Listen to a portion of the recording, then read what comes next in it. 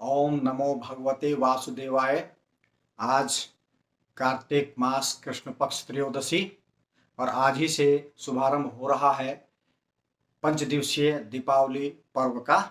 आज धनतेरस। तो सबसे पहले आप सभी को धनतेरस की हार्दिक शुभकामनाएं। धनतेरस को क्या खरीदना है क्या नहीं खरीदना है उसके विषय में हम कल की वीडियो में चर्चा कर चुके हैं।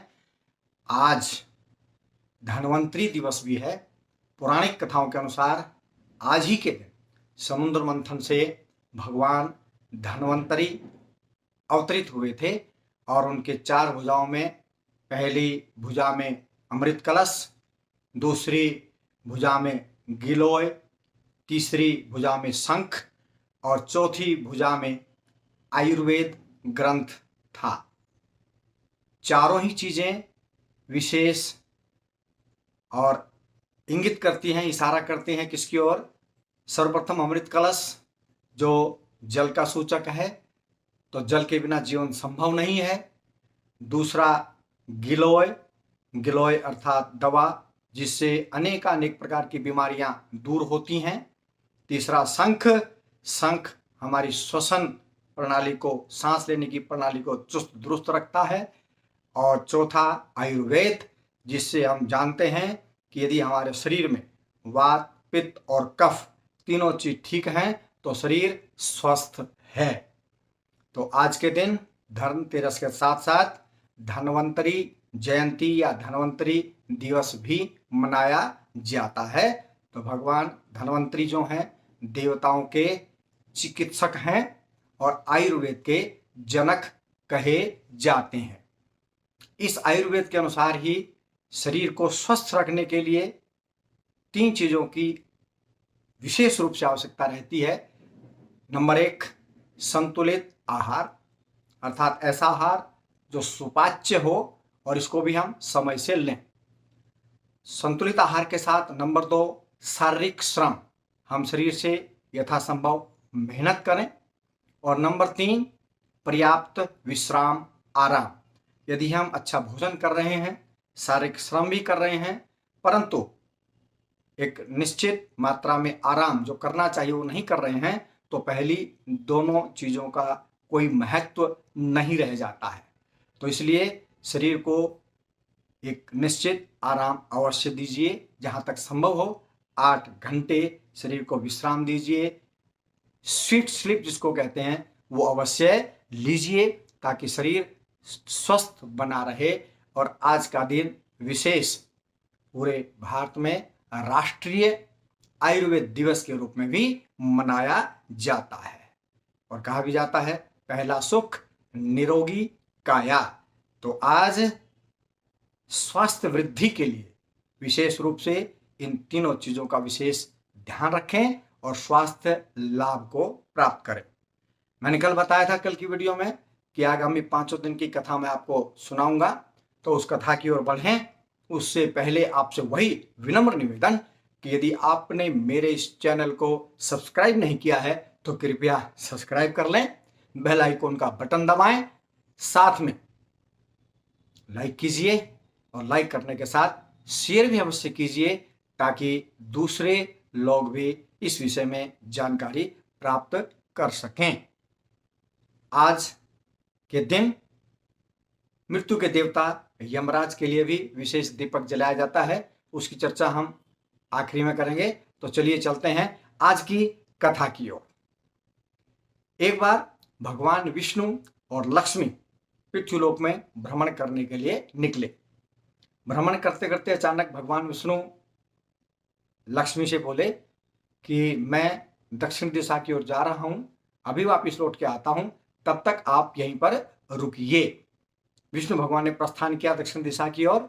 माता लक्ष्मी भी कुछ समय रुक करके आगे की ओर बढ़ी और आगे जाकर के अचानक उन्होंने क्या देखा, ईख का खेत यानी कि गन्ने का खेत।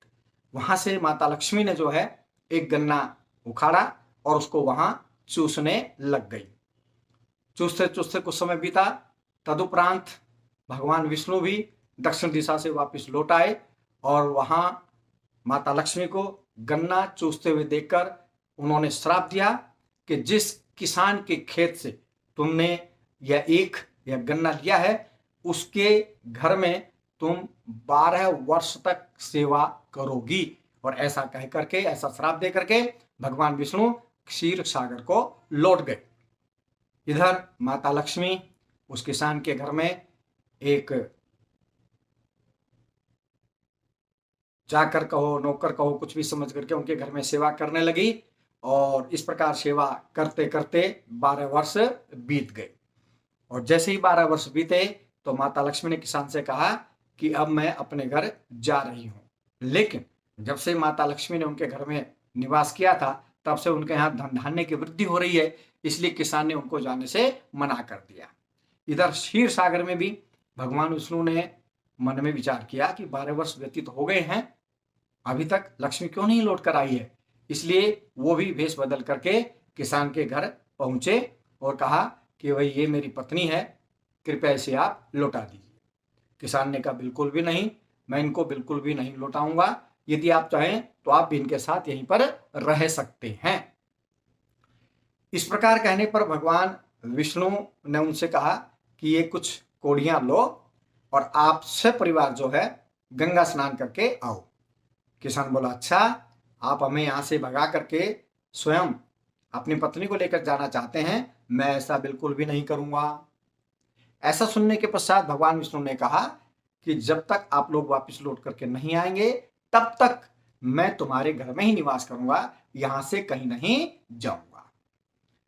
ऐसा आश्वासन देने पर किसान सपरिवार गंगा स्नान के लिए चला गया और स्नान करने के पश्चात उसने अपने थैले से वो कोड़ियां निकाली और कोड़ियां निकाल करके गंगा जी को अर्पित कर दी। जैसे ही कोड़ियां गंगा जी में वह उसने डाली तभी वहां से चतुर्भुज निकले और उस चतुर्भुज जो थे उन्होंने उस कोड़ियों को अपने हाथ में ले लिया। इस दृश्य को देख करके किसान ने कहा कि हे गंगा मैया, ये क्या है।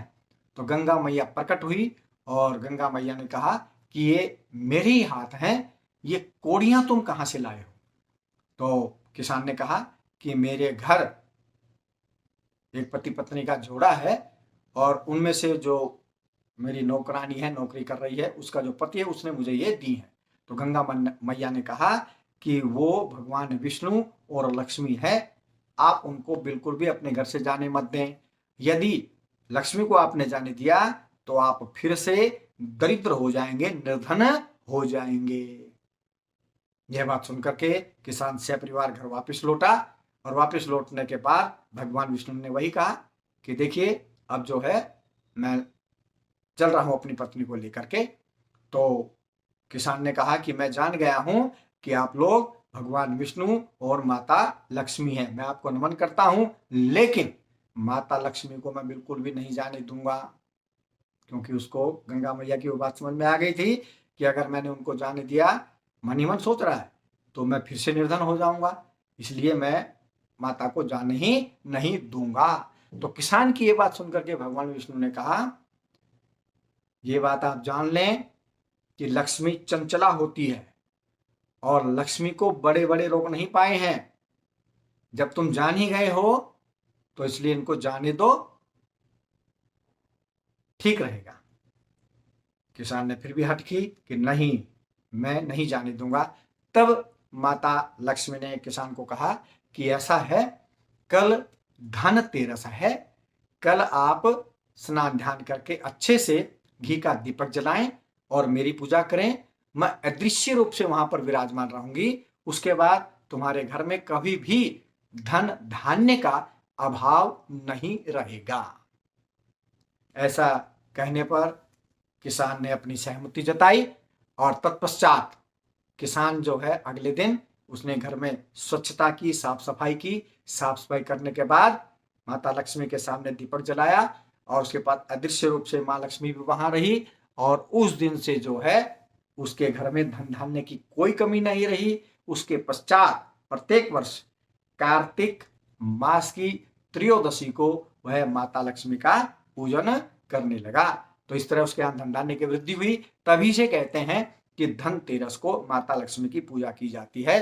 तो हम सब भी अपने घर में साफ सफाई करें और माता लक्ष्मी के लिए दीपक जलाएं, उनकी पूजा करें, तो निश्चित रूप से हमारे घर में भी सदा माता लक्ष्मी धन धान्य की वर्षा करती रहेंगी।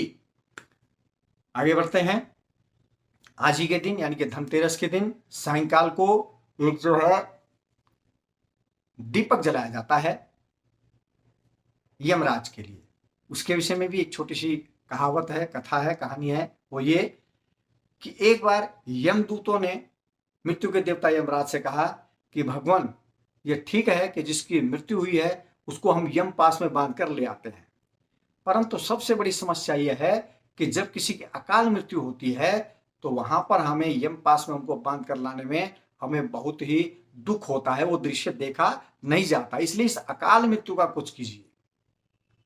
यमराज जी कहते हैं हम भी मर्यादा से बंधे हुए हैं, मर्यादा के अनुसार जिसका जो कर्म है जैसा है उसके अनुसार हम यम पास में बांध करके उसकी लेकर के आते हैं यम पास में।